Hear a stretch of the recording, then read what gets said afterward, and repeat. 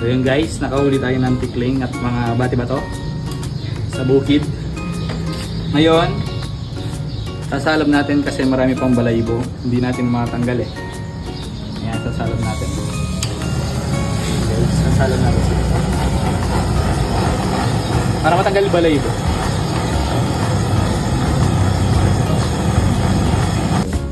Ayan guys, okay na. Na-chop na natin lahat. Okay. Marami-rami rin. Pang ulam. Okay. Ngayon, papakuluan muna natin ng pressure cooker. Siguro mga 10 minutes lang ganyan. Kasi maliliit lang naman sila eh. Okay. So, nag-chop tayo ng bawang, tsaka sibuyas, pati luya, kalamansi at toyo, tsaka paminta. Ay, ito, pakita mo. Yan.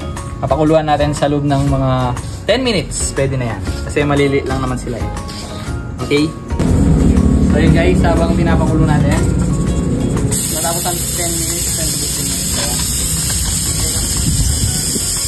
Igisa muna natin itong bawang at sibuyas.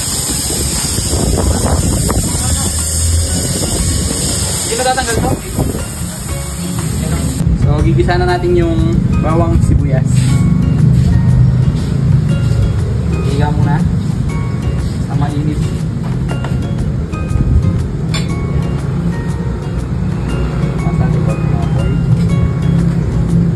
Ito na yung bawang. Galuin lang natin yan. Nasa likod yung apoy para mabilis maluto.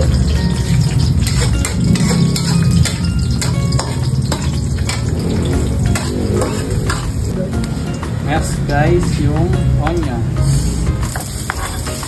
Sibuyas. Sibuyas! Sili. Ayan. Para dagdag-tik. Sasayin lang natin to hanggang lumabas yung aromatics. Ayan. Ayan, lagay na natin.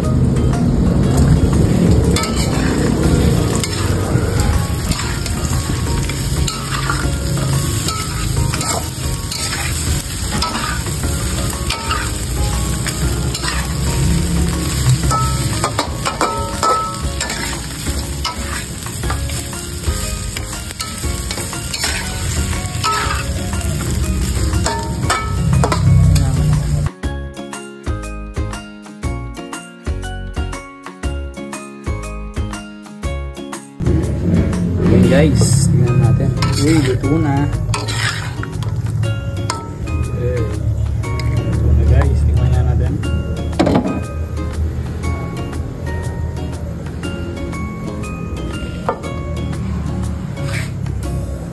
Init. Sarap niya. Di pala.